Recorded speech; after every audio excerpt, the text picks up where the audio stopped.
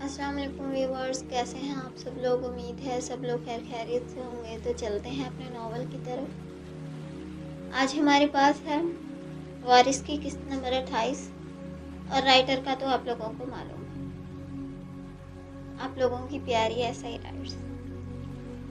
इस वक्त अहमद सोफे पर बैठा हुआ अखबार पढ़ रहा था। नजरें किसी खास खबर पर मरकूज थी और जुनैरा बेड पर बैठे खा जाने वाली नज़रों से उसे घूर रही थी, जो पिछले 2 घंटे से अखबार में छिपी खबरों से बाल की खाल निकालने में लगा हुआ था। आखिर वो उसे इग्नोर क्यों कर रहा था, उसे समझ ही नहीं आया। अहमद, क्या हुआ? कोई ज़रूरी खबर है जो इतने गौर से पढ़ रहे हैं? जुनैरा की आवाज़ पर वो चौंका। नहीं, खबरें तो कोई ज़रूरी नहीं है, बस मेरा दिमाग थोड़ा उलझा हुआ है, तो इस वजह से किसी भी चीज़ पर कंसंट्रेट नहीं कर पा रहा, इसीलिए अखबार उठा कर बैठा हूँ। कंसंट्रेट नहीं कर पा रहे तो अपनी परेशानी मुझसे शेयर कर ले, यकीनन कोई ना कोई हल मिल जाएगा। आपको तो मालूम है मैं बहुत ज़हीन हूँ। तुम ज़हीन नहीं, बहुत बेवकूफ़ हो। अहमद की बात पर जुनैरा के 14 तबक रोशन हो गए। तुम सारे मर्द एक जैसे होते हो।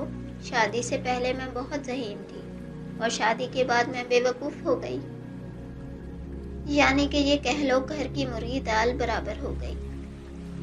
नहीं, ऐसी बात नहीं है। यहाँ आओ मेरे पास, मैं बताता हूँ तुम कितनी ज़हीन हो। हाँ बताओ। वो 2 ही कदम में उठकर उसके पास आ गई।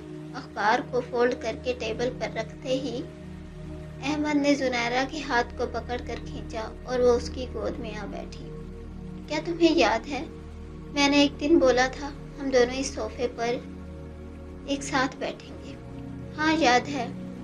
जुनैरा ने अपना सर उसके कांधे पर रखा। तो देखो, आज बैठे हैं। बात को मत घुमाओ, ये बताएं मैं कितने ज़हीन हूँ। यही समझा रहा हूँ। हमारा यहाँ एक साथ बैठना तुम्हारी ज़हानत की नहीं, बल्कि बेवकूफ़ी की निशानी है।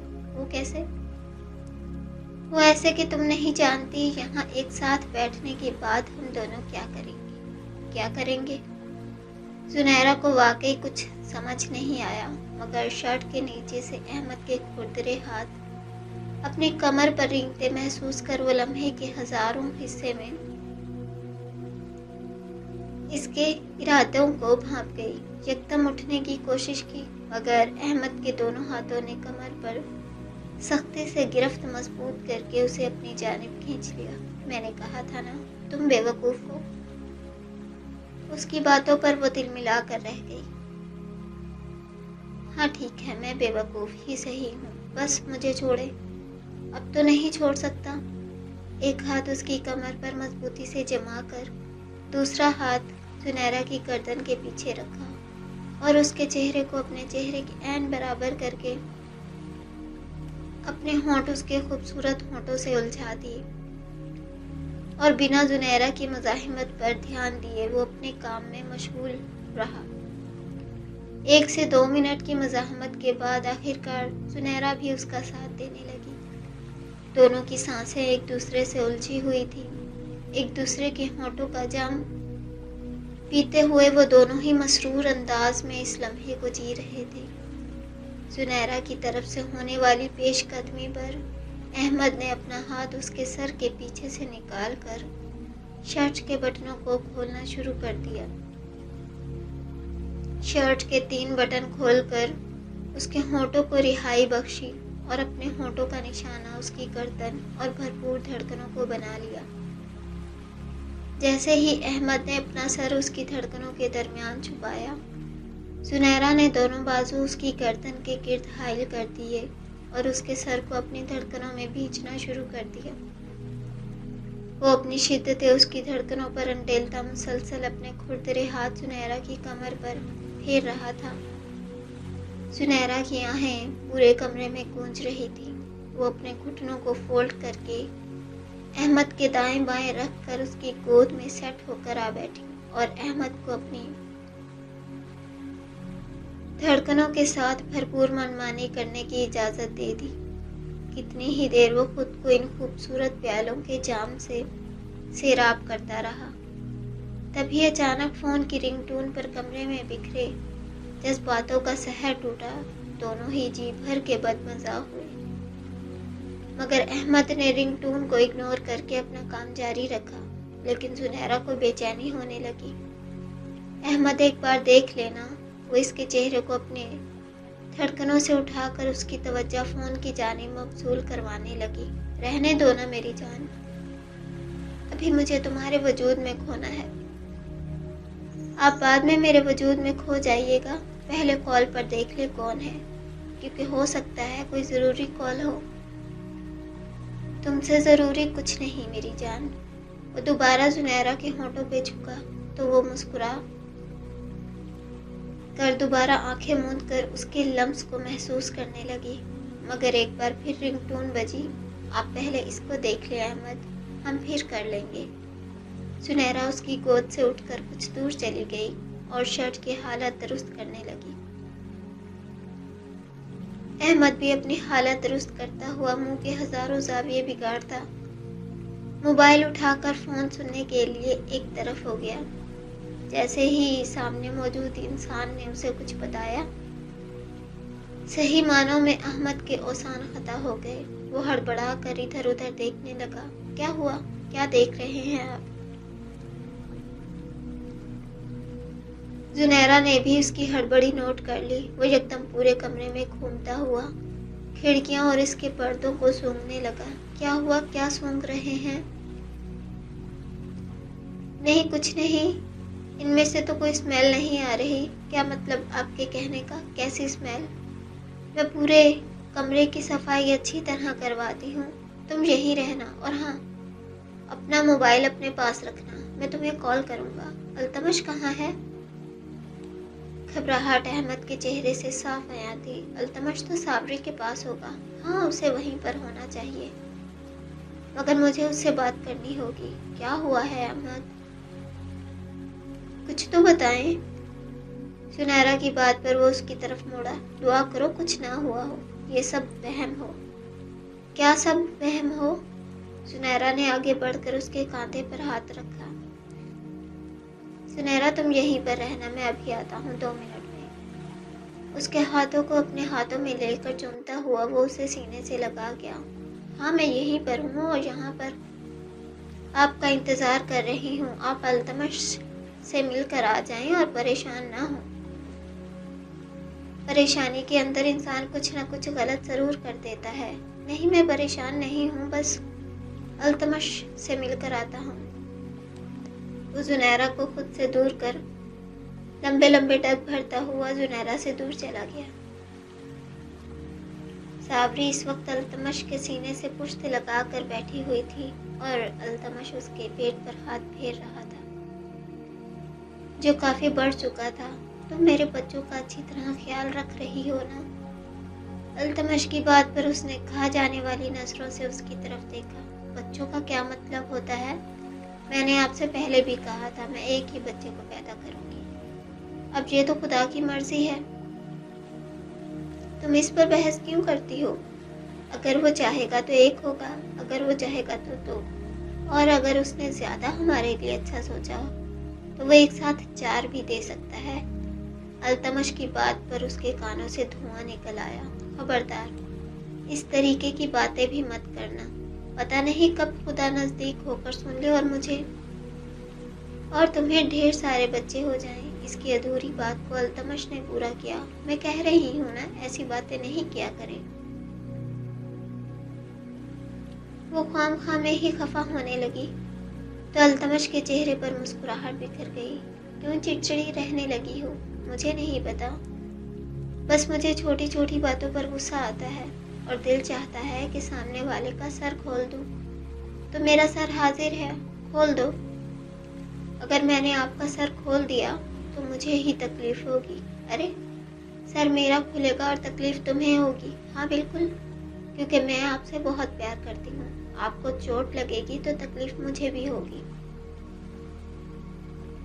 یہ سب تو کہنے کی باتیں ہوتی ہیں، کہنے کی باتیں نہیں ہوتی۔ मेरे दिल से पूछ के देखिए। वो पूरे दिल से मुस्कुराई। उसे बिल्कुल भी मोहब्बत का इजहार करते हुए झिझक महसूस नहीं होती थी। साबरी के हिसाब से अपनी मोहब्बत का इजहार कर देना चाहिए। क्या पता कौन सा लम्हा आखिरी हो, या फिर दोबारा ये मौका मिले या ना मिले। तुम जानती हो, तुम्हारी यही बात मुझे बहुत अच्छी लगती है कि तुम इजहार कर देती हो, कुछ भी अपने दिल में नहीं रखती। एक शौहर हमेशा यही चाहता है कि उसकी बीवी मोहब्बत का इजहार करती रहे। एक शौहर जब मोहब्बत का इजहार सुनना चाहता है तो बदले में बीवी भी चाहती है कि उसका शौहर उसकी तारीफें करे। अच्छा, जैसे कि उसकी बातों पर अल्तमश अपनी मुस्कुराहट बमुश्किल जब्त करने लगा। वो बोले कि अपनी बीवी के साथ कितना खुश है, उसके पास रहकर उसे सुकून महसूस होता है, वो अपने शौहर के लिए इस दुनिया की सबसे बड़ी खुशी है, वगैरह वगैरह। ओहो, तो तुम ये सब कुछ सुनना चाहती हो? हाँ बिल्कुल। इसके अलावा मैं ये भी सुनना चाहती हूँ कि मैं बहुत खूबसूरत हूँ। अपने चेहरे पर आने वाली लटों को शहादत की उंगली की मदद से दूर करते हुए सवालिया नजरों से उसे देखने लगी। इतनी सारी तारीफें, वो भी फ्री में, मैं तो नहीं करूँगा। इसके गिर्द मजबूत हिसार बांधकर वो अपने दांतों से इसके कान की लो को हल्का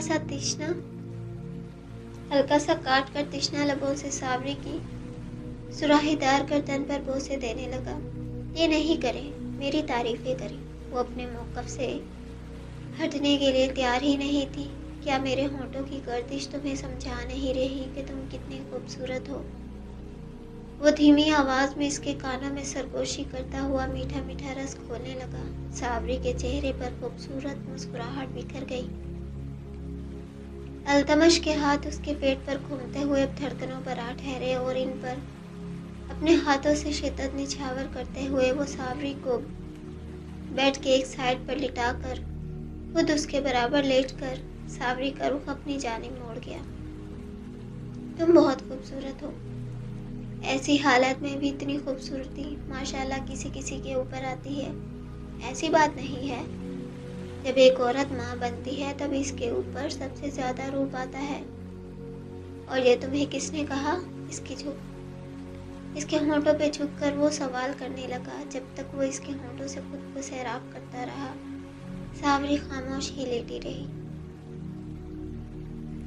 इन खूबसूरत होंठों को छोड़कर गर्दन पर झुकता उसे सवाल का जवाब देने का मौका देने लगा। ये मुझे आपकी माँ ने बताया। अपनी धड़कनों को संभालती वो आंखें मूंद कर अल्तमश के चेहरे को अपने हाथों में भरकर दोबारा उसे अपने होंठों को छूने की दावत देने लगी। वो मुस्कुराता हुआ दोबारा उसके होंठों पे आ झुका। जानती हो, तुम्हारे होंठों का जायका बहुत लजीज है। काश ये खाने की चीज़ होते तो मैं इन्हें खा जाता। खाने की चीज़ नहीं है तभी अब तक सलामत है, वरना सिर्फ तुम्हारे होंठ ही नहीं, तुम खुद भी बहुत लजीज हो। सावरी के चेहरे पर झुककर वो एक आंख दबाता हुआ उसके एक एक नकूश को चूमने लगा। बस बेवजह की तारीफें हैं। वो हकीकतन शर्मा गई। जब औरत की तारीफ कर दो तब उसे यकीन नहीं आता। वो मुस्कुराता हुआ इसकी धड़कनों पे अपने लब रख गया। इतनी तारीफें नहीं किया करें, मुझे आदत हो जाएगी। फिर जब मैं मोटी हो जाऊंगी, हमारे बच्चे हो जाएंगे, मैं बूढ़ी हो जाऊंगी, तब भी मैं आपसे यही सब सुनना पसंद करूंगी। और तुम्हें लगता है मेरी मोहब्बत तुम्हें बूढ़ा होने देगी? वो एक बार फिर इसके कान की लो को चूमता हुआ बेखुद सा होकर सरगोशियां करता उसके वजूद पर काबिज होने लगा। अल्तमश पीछे हटे। हर वक्त रोमांस। वो मुंह बना कर रह गई। इसकी हालत समझकर पीछे हटता वो गहरी सांस भर के बेड ग्राउंड के साथ टेक लगाकर बैठ गया और सावरी भी अपनी हालत दुरुस्त करने लगी। तुम्हें कुछ खाने पीने के लिए चाहिए? कुछ देर के बाद अल्तमश ने सवाल किया। मैं हर वक्त खाती पीती ही रहती हूँ। कभी कभी तो मुझे ऐसा लगता है मेरा ये पेट प्रेगनेंसी के बायस नहीं बल्कि मोटापे की वजह से बाहर आ रहा है। اس نے بچوں کی طرح رونے والا منہ بنایا تو التمش کا قہقہا بلند ہوا۔ آپ ہنس رہے ہیں اور یہاں میری حالت خراب ہو رہی ہے۔ ایسی کوئی بات نہیں ہے، تم بہت زیادہ سوچتی ہو۔ بالکل، میں زیادہ سوچتی ہوں کیونکہ میرے پاس صرف میری سوچیں ہی ہیں۔ آپ تو سارا دن گھر سے باہر رہتے ہیں۔ ارے آج تو میں سارا دن گھر کے اندر ہی ہوں، جب کام ہوتا ہے تبھی باہر جاتا ہوں۔ بس کریں، بہانے نہ بنائیں۔ اس میں بہانے کیسے؟ میں نے امی اور نازلے کی ڈیوٹی لگائی ہے، وہ تمہارے پاس آتی جاتی رہے، تمہیں کسی بھی چیز کی ضرورت نہ ہو۔ اس کے لیے تمہاری فیورٹ 2 کیئر ٹیکر بھی رکھی ہوئی ہیں، وہ تمہیں سوچنے کا موقع دے دیتی ہیں جو تم اتنا فضول سوچتی ہو۔ اسے ہلکا پھلکا تنگ کرتے کرتے التمش نے تھوڑا سا ڈانٹ بھی دیا۔ میں فضول سوچتی ہوں؟ میری سوچوں کو فضول کہہ رہے ہیں؟ آپ کی ہمت کیسے ہوئی؟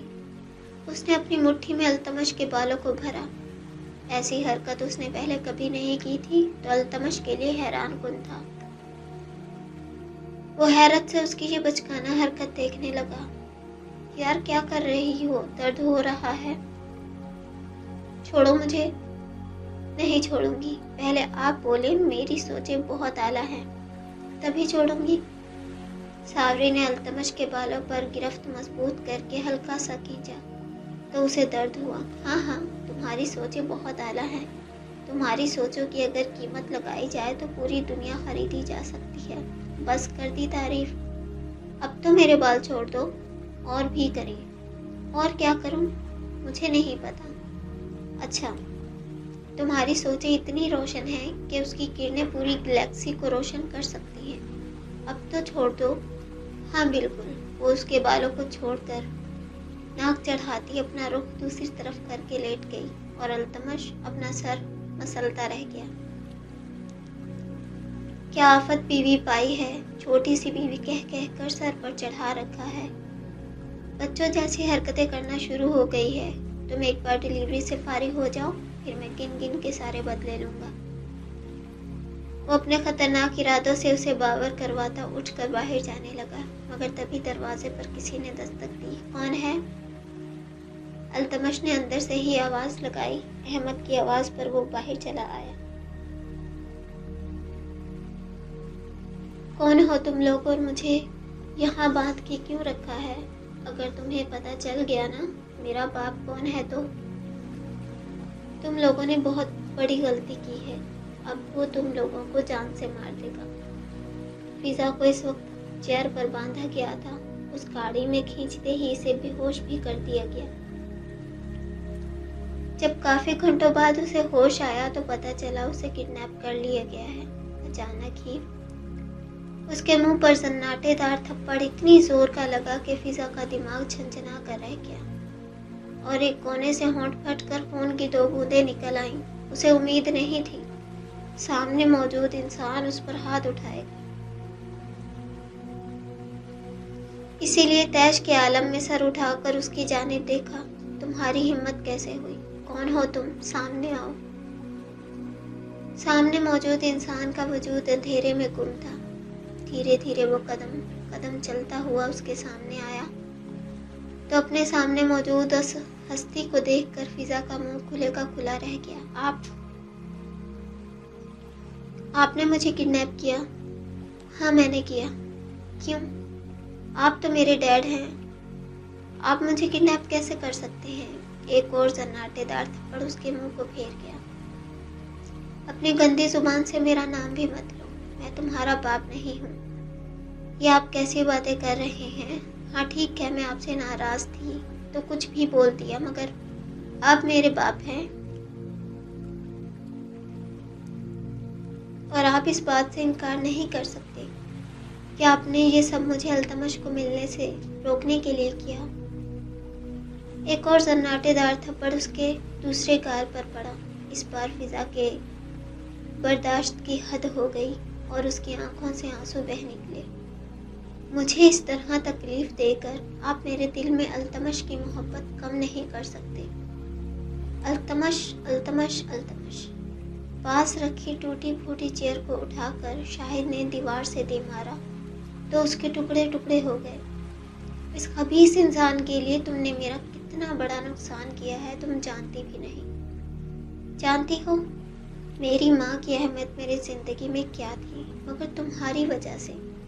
اس سے آگے وہ کچھ نہیں بولا، بس لب بھینچ کر خون خوار نظروں سے اسے گھورتا رہا، اور فضا لفظ تھی پر غور کرتی رہ گئی۔ اس کا مطلب دادی اب ہاں، تمہارے کیے گئے واروں کی وجہ سے ان کی موت ہو گئی، اور آج کے بعد تم بیٹی نہیں میری دشمن ہو، اور دشمن کو زندہ چھوڑنا شاہد بلوچ نے نہیں سیکھا۔ وہ جو کسی سے نہیں ڈرتی تھی، اس وقت اس کا مقابلہ اپنے ہی باپ سے تھا، اور اب صحیح معنوں میں فضا کے چہرے پر خوف کے تاثرات نمایاں ہو رہے تھے۔ میں نے انہیں جان بوجھ کر نہیں مارا، کسی اور نے مارا ہوگا، مجھے معاف کر دے، میری کوئی غلطی نہیں ہے۔ ہڑبڑاہٹ میں وہ اپنی صفائی پیش کرنے لگی۔ شاہد کی آنکھوں میں سرخ رنگ اتر آیا۔ التمش سے بہت محبت ہے نا تمہیں؟ آج وہ مرنے والا ہے تو تم یہاں اکیلے زندہ رہ کر کیا کرو گی؟ اس کے پاس چلی جاؤ۔ نہیں نہیں، اس کے پاس کیوں؟ کیسی باتیں کر رہے ہیں آپ مجھے مار دیں گے؟ اپنی بیٹی کو مار دیں گے؟ ہاں بالکل۔ جب التمش مر جائے گا تو تم زندہ رہ کر کیا کرو گی؟ تمہاری دادی بھی تو مر چکی ہے، جا کر ان سے وہاں پر معافی مانگ لینا، اور التمش بھی وہیں پر ہوگا، وہیں پر اس سے ملاقات کر لینا اور پوچھ لینا وہ دھوکے باز تمہارے قابل تھا یا نہیں، اس نے تمہیں دھوکہ دیا تھا یا نہیں۔ حقیقتاً وہ تمہیں وہاں پر بھی نہیں ملے گا، کیونکہ وہاں پر بھی وہ اپنی بیوی کے ساتھ ہوگا۔ نہیں ڈیڈ، آپ مجھے نہیں مار سکتے، مجھے نہیں مارنا، آپ اپنی بیٹی کے ساتھ ایسا نہیں کر سکتی۔ وہ بار بار یہی لفظ دہرا رہی تھی۔ تم میری بیٹی نہیں ہو، میں نے ابھی ابھی کہا تم آج کے بعد میری دشمن ہو، اور جب میں اپنے دشمنوں کو ایک ساتھ خدا کے حوالے کرنے جا رہا ہوں تو تم یہاں رہ کر کیا کرو گی؟ تمہاری محبت سچی ہے تو اپنی سچی محبت ثابت کرو۔ اس دو کوڑے کی محبت کے لیے تم نے میری ماں کی جان لے لی، تو تم اپنی محبت کے لیے جان دینے کا حوصلہ بھی رکھو۔ میں نے تمہیں بہت لاڈ پیار سے پالا تھا، مگر دشمن ہی ہوتا ہے۔ پرانے وقتوں کی ساری پرچھائیاں میں دور کر دینا چاہتا ہوں۔ تمہاری ماں بھی چلی گئی، میری ماں بھی چلی گئی، اب جائیداد مجھے ملنے والی ہے۔ تم سے تو مجھے کوئی وارث بھی نہیں ہو سکتا۔ مجھے اپنا ایک بیٹا پیدا کرنا ہوگا، اور اسی سے ایک وارث آئے گا۔ تو تمہارا کیا کام؟ ویسے بھی اب تم تو میری دشمن ہو، تو خدا حافظ۔ شیطانی مسکراہٹ شاہد کے چہرے پر نمایاں ہوئی۔ اپنے آدمی کو اشارہ کر کے وہ پینٹ کی جیبوں میں ہاتھ ڈالتا ہوا اس جگہ سے دور نکلتا، دوبارہ اندھیرے میں غائب ہو گیا، اور پیچھے سے فضا چیختی رہ گئی کہ اسے نہیں مارو، وہ اس کے ساتھ ایسا نہیں کر سکتا، کوئی ہے اسے بچا لے۔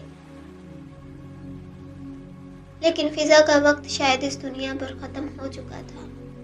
شاہد کی بات کو مانتے ہوئے اس کے آدمیوں نے فضا پر گولیوں کی برسات کر دی۔ ان گولیوں کی آواز شاہد تک بھی آئی، اسے دکھ بھی ہوا، لیکن اپنی جیت کا نشہ اور اپنی ماں کی موت کا غم ہی اتنا شدید تھا کہ کچھ تکلیف کے بعد اسے زیادہ تکلیف نہیں ہوئی، اور فضا کو وہیں مردہ حالت میں چھوڑ کر وہ واپس گھر آ گیا۔ التمش صابری کے پاس تھا اور احمد بھی سنیرا کے ساتھ۔ نازلی سے بھی اس نے بات کر لی تھی، تو اس وقت فکر کرنے کی کوئی ضرورت نہیں تھی، اور نہ ہی اس وقت ڈیوٹی دینے کی کوئی خاص ضرورت۔ اسی لیے اپنے موڈ کو فریش کرنے کی خاطر وہ باغیچے کی طرف آ گیا۔ اس سے پہلے کہ وہ سب کی نظروں میں آتا، وہاں ہوتی عجیب و غریب ہلچل کو دیکھ کر حیران رہ گیا۔ یہ سب کیا ہو رہا ہے؟ کچھ آدمی بڑے بڑے بلو رنگ کے کین لے کر حویلی کے پچھلے حصے کی جانب جا رہے تھے، اور شوکت خود پودے نکال کر الگ الگ جگہ پر رکھ رہا تھا۔ میرے پودوں کو کوئی ہاتھ نہیں لگائے گا، तुम लोग ये स्प्रे ले जाकर स्टोर रूम में रखो। स्प्रे? वो भी इतनी सारी? जहाँ स्प्रे के नाम पर उसे कुछ सुकून हुआ था, मगर भारी तादाद देखकर वो हैरान भी हुआ। आखिर इतनी स्प्रे क्यों, वो भी इन पौधों के लिए?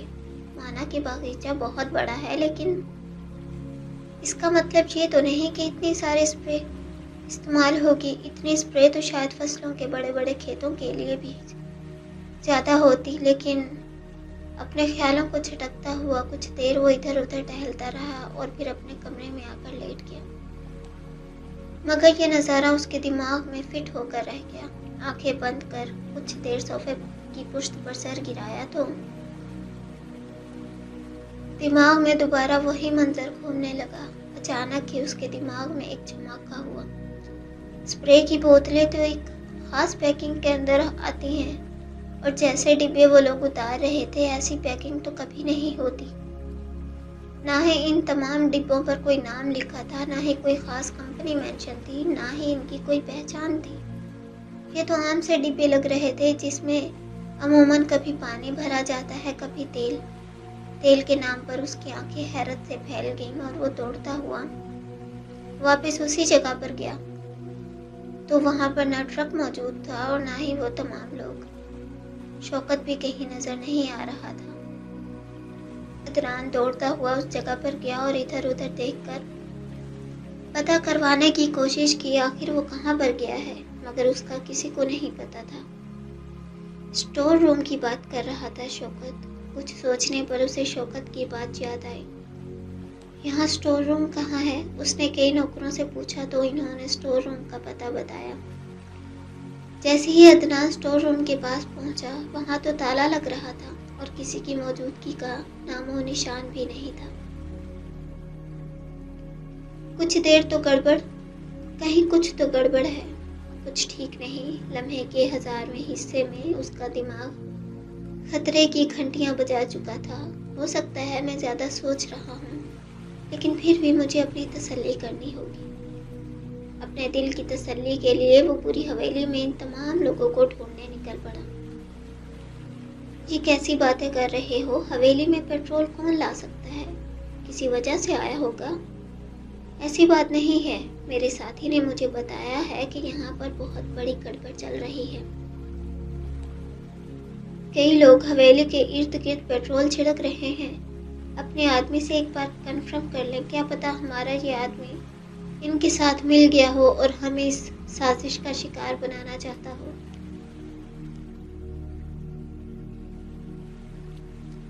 ऐसा नहीं हो सकता। वो आदमी मेरा खबरी होने के साथ साथ खुद एक आर्मी ऑफिसर भी है।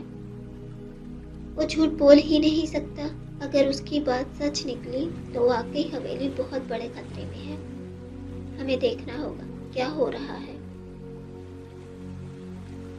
तुम सही कह रहे हो। 1 मिनट पहले तो एक बात की तसल्ली कर लो, हमें किस तरफ जाना है। वो दोनों खड़े रहकर कुछ पल सोचते रहे। अल्तमश ने अपना दिमाग तेजी से चलाना शुरू कर दिया। हवेली का 3/4 हिस्सा आबाद नहीं है। सिर्फ वहाँ पर मखसूस कमरे मौजूद हैं जो अमूमन सालों से बंद हैं। जो 1% हिस्सा आबाद है, यकीनन हमला वहीं पर होगा, क्योंकि वहाँ हम सब लोग मौजूद हैं। अगर कोई वाकई हवेली को जलाने की साजिश कर रहा है तो वो इर्द गिर्द ही होगा। हाँ, तुम ठीक कह रहे हो। चलो ढूंढते हैं। वो दोनों मुखालिफ सिमत बढ़े और अपनी अपनी तरफ से छानबीन करने की कोशिश की। तकरीबन 1 घंटे की मेहनत के बाद वो दोनों आकर उसी जगह पर खड़े हो गए। तुम्हें कुछ मिला? नहीं, मुझे तो कुछ नहीं मिला। आसपास तो कोई भी नजर नहीं आया, ना ही कोई हलचल महसूस हुई। हो सकता है यहाँ से कुछ दूर गड़बड़ हो। मुझे नहीं लगता ऐसा कुछ होगा। क्या पता मेरे आदमी से ही गलती हो गई हो। अहमद ने भी हार मानी तो अल्तमश ने खा जाने वाली नजरों से उसकी तरफ देखा। मैं एक बार फिर पता करने की कोशिश करता हूँ, लेकिन तुम भी पता करो। और हाँ, आज की रात एक दूसरे से गाफिल नहीं होना। कोई भी मुसीबत आई तो हम सामना कर लेंगे। वो दोनों जाने लगे, लेकिन तभी अदनान भागता हुआ उनके पास आया। क्या हुआ? तुम इतने घबराए हुए क्यों लग रहे हो? अहमद ने उसके चेहरे की घबराहट साफ महसूस कर ली। التمش بھی حیرت سے اس کی کیفیت کو دیکھ رہا تھا۔ کچھ عجیب ہو رہا ہے، اب عدنان بھی یہی بات کر رہا تھا تو دونوں کے کان کھڑے ہو گئے۔ کیا عجیب ہو رہا ہے؟ کچھ دیر پہلے ایک بہت بڑا ٹرک حویلی میں آیا تھا اور اس میں بہت سارے پودے تھے۔ ہاں، مجھے اس بات کا علم ہے، اس میں پودے تھے۔ التمش نے اس کی بات پر حامی بھری۔ عدنان نے اس کی بات پر گہری سانس لی، لیکن صرف پودے نہیں تھے بلکہ اس کے ساتھ بہت بڑے کین بھی تھے۔ کس چیز کے کین؟ میں نے سنا اس میں اسپرے تھی، لیکن وہ اتنی زیادہ مقدار میں تھی کہ میں سوچ میں پڑ گیا، اتنی ساری اسپرے کیسے ہو سکتی ہے؟ اتنی ساری اسپرے تو ایکڑوں کے حساب سے کھیتوں میں لگائی جائے تب بھی زیادہ ہوگی، اور بڑی بات یہ کہ ان پر کوئی خاص ٹیگ نہیں لگا ہوا تھا، کوئی کمپنی نہیں تھی، کچھ بھی نہیں لکھا ہوا تھا۔ اگر وہ واقعی اسپرے ہوتی تو کچھ تو اس کے اوپر کوالٹی ورائٹی نام لکھا ہوتا ہے، لیکن ایسا کچھ نہیں تھا۔ وہ بالکل سادہ تھے اور بہت زیادہ مقدار میں تھی۔ اتنے بڑے بڑے ڈبوں کے اندر میں نے اسپرے کبھی نہیں دیکھی۔ وہ سب کہاں ہیں اب؟ مجھے نہیں معلوم۔ شوکت کے ساتھ بہت سارے آدمی لگے ہوئے تھے۔ وہ کہہ رہے تھے اسٹور روم میں چھوڑ کر آؤ، لیکن جب میں اسٹور روم میں گیا تو وہاں پر تالا لگا ہوا تھا اور ایسا لگ رہا تھا جیسے سالوں سے کسی نے اسٹور روم کھولا ہی نہیں۔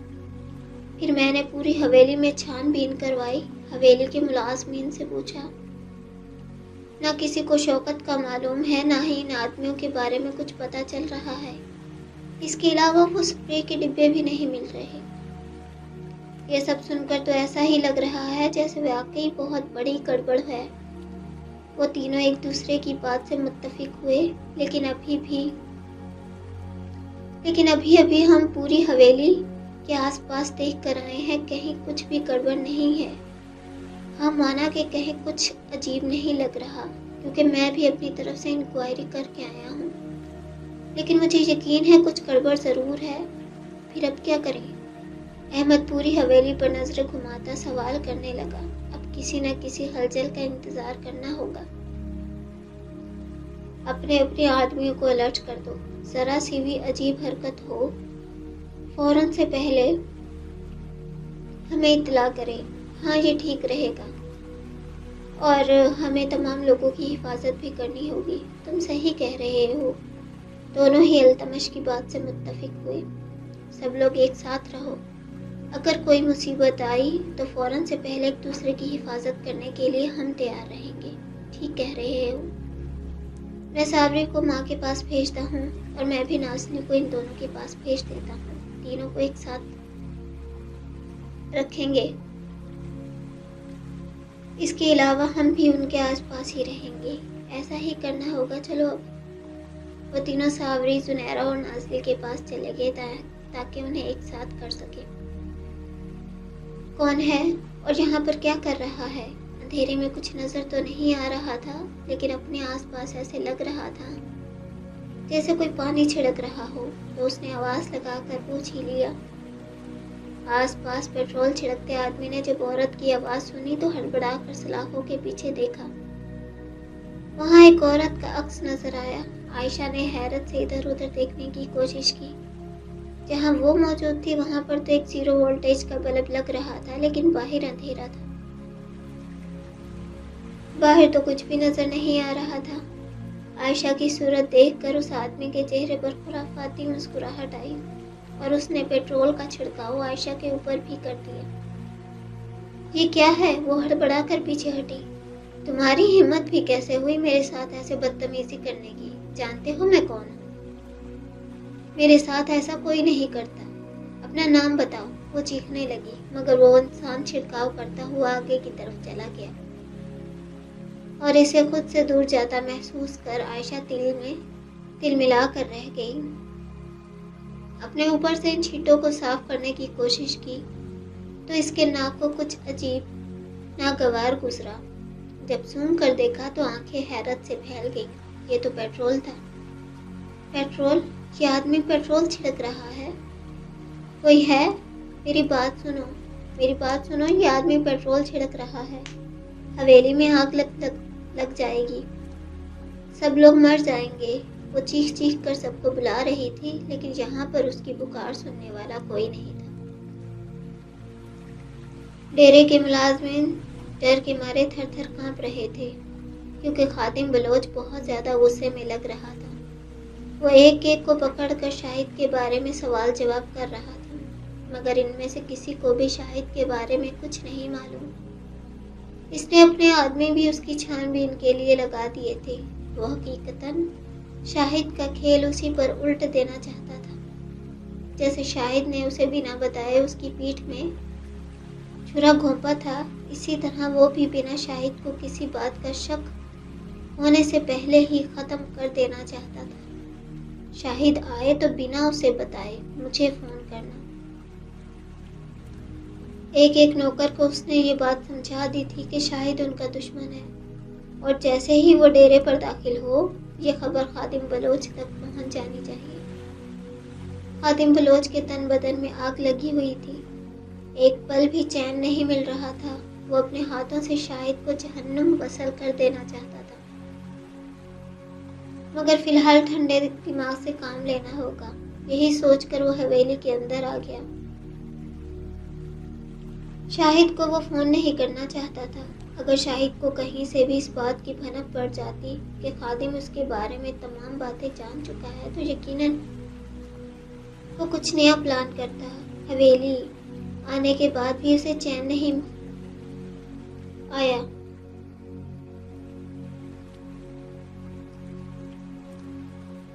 وہ اپنے کمرے میں ادھر ادھر گھوم رہا تھا، پھر اچانک ہی اسے دھیان آیا کہ حاجرہ ابھی تک کوئی نئی خبر لے کر کمرے میں نہیں آئی، ضرور کسی کام میں لگی ہوگی۔ یہی سوچ کر وہ سر جھٹکتا ہوا واپس بیٹھ گیا۔ تبھی مبشر اس کے کمرے میں آیا۔ اسے دیکھ کر خادم کے ماتھے پر کئی بل پڑ گئے۔ تم ابھی اپنی شکل گم کر لو، میں تمہاری باتیں سننے کے موڈ میں نہیں ہوں۔ ڈیڈ، میں آپ کو کچھ بتانے اور اجازت لینے آیا ہوں۔ ماں کو گہری چوٹ لگی ہے، ڈاکٹر نے بولا ہے اسے ہاسپٹل شفٹ کرنا پڑے گا۔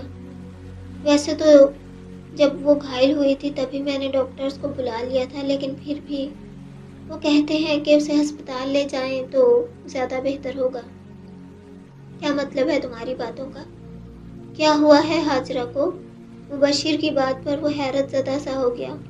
آج ماں سیڑھیوں سے گر گئی تھی، لیکن آپ کی بات کے مطابق ہم نے اسے ہسپتال نہیں بھیجا۔ کیا مطلب؟ میری بات کے مطابق تم لوگ اسے فوراً ہسپتال کیوں نہیں لے کر گئے؟ آپ نے ہی تو کہا تھا اگر کوئی بھی حویلی سے باہر گیا تو اسے جان سے مار دوں گا۔ ایسا تم سے کس نے کہا؟ تم کیا پاگل ہو چکے ہو؟ ہم سے ایسا شوکت نے بولا کہ آپ یہ آرڈر دے کر گئے ہیں، اگر کوئی بھی حویلی سے باہر گیا تو آپ اسے قتل کر دیں گے، چاہے وہ آپ کا بیٹا ہو یا پھر کوئی بھی ہو۔ شوکت نے ایسا بولا؟ اس پاگل کی باتوں پر تم لوگوں نے یقین کیوں کر لیا؟ ابھی تو وہ شاہد کے صدمے سے ہی نہیں نکل پایا تھا کہ شوکت کی بات پر خادم بلوچ کے دماغ میں خطرے کی گھنٹیاں بجنے لگیں۔ تم اپنی ماں کو لے کر ہسپتال جاؤ، میں شوکت کے پاس جاتا ہوں، دیکھتا ہوں اس کے دماغ میں کیا خرافات چل رہی ہے۔ ٹھیک ہے، میں لے کر چلتا ہوں، مگر شوکت نے جھوٹ بولا ہے۔ آپ اس بات کی اچھی طرح چھان بین کریں، کیونکہ ماں کی جان خطرے میں ہے۔ اگر وقت پر ہسپتال لے جاتے تو یقیناً ان کی جان کو اتنا خطرہ نہیں ہوتا۔ ہاں ٹھیک ہے، تم لے کر جاؤ، میں ذرا اس کو دیکھتا ہوں اور اس کا دماغ بھی درست کرتا ہوں۔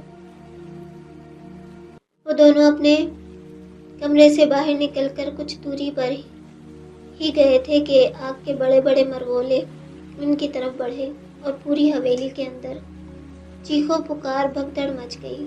خادم اور مبشر یہ حالات اور ہر طرف آگ دیکھ کر بوکھلا گئے۔ ہاں تو ریڈرز، مجھے بہت زیادہ نزلہ زکام ہوا ہے، تو میں نے پھر بھی ریڈنگ کی ہے، اسی لیے اگر کہیں کچھ برا لگے، الٹا سیدھا لگے تو معاف کرنا، کسی کو کوئی لفظ سمجھ میں نہ آئے تو پڑھ لینا۔